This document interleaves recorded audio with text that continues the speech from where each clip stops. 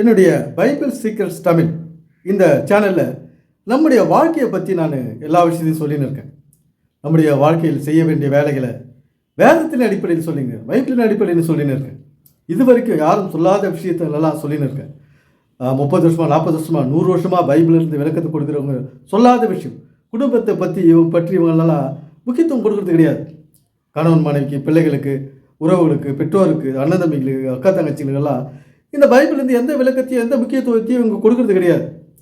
இது எப்படி குடும்பத்தை பேணி காப்பது, நம்முடைய சந்தத்தை எப்படி சிறப்பாக கொண்டு வர்றது அப்படின்றதெல்லாம் இவங்க சொல்கிறது கிடையாது. இந்த பைபிளிலேருந்து வேதத்திலேருந்து இதனால் நம்ம இந்த வாழ்க்கைக்கு முக்கியத்துவம் கொடுக்காத இந்த விளக்கத்தை கேட்டு நம்முடைய வாழ்க்கை இன்றைக்கு வீணாய் போயிட்டது தான் நடந்து கொண்டு இருக்கிற வேலை.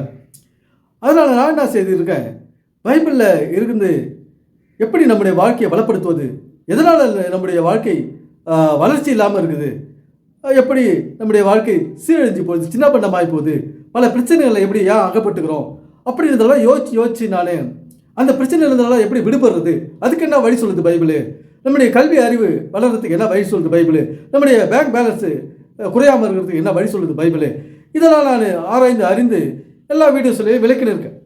நண்பர்கள் இதை எல்லோரும் தொடர்ச்சியாக கேளுங்க. பைபிள் சீக்ரெட்ஸ் தமிழ் இதை லைக் பண்ணுங்கள், ஷேர் பண்ணுங்கள், கமெண்ட்ஸ் பண்ணுங்கள், நிறைய பேருக்கு எடுத்து சொல்லுங்கள். நம்ம எதற்காக பிறந்திருக்கிறோம், வாழ்கிறதுக்காக பிறந்திருக்கிறோம். வாழறதுக்கு லைஃப் நல்ல முறையில் நம்ம கொண்டு செல்லணும், அதுதான் நமக்கு மேல் விழுந்த கடமை, கட்டாயம். அதை விட்டுட்டு நம்ம மற்ற வேலை பார்க்குறதுனால இங்கே ஒரு நன்மையும் இங்கே நம்ம வாழ்க்கையில் விளையிறது கிடையாது, நடக்கிறது கிடையாது. இதைத்தான் முக்கியத்துவம், வாழ்க்கையை தான் முக்கியத்துவம் கொடுத்தது இந்த பைபிள். வாழ்க்கை எப்படி சிறப்பாக வாழுது அப்படின்றதுக்கு வழி சொல்லுது இந்த வேத பைபிள். ஆனால் அதெல்லாம் நமக்கு சொல்கிறது கிடையாது. கைத்தட்டு பாட்டு பாடு, கண்ணை மூடு, காணி போடு, அப்புறம் வீடு வாசல் இல்லாத நடுத்தருவில் நில்லு, இதை தான் சொல்கிறாங்க. இதுக்கு தான் வழி சொல்கிறாங்க இந்த பாஸ்டர்களும் போதகர்களும். காலகாலமாக பைபிள் விளக்கத்தை கொடுத்து கொண்டிருக்கிற இவர்கள்லாம் நம்முடைய கஷ்டத்தின் பிடியில் தான் இவங்க அகப்பட வைக்கிறாங்க.